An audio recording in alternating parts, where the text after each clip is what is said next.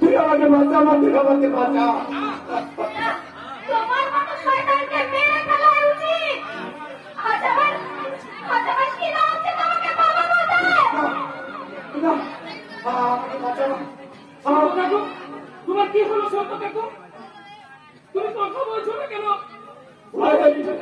আমি তো সত্য কাকুকে মেরে দিয়েছি। এবার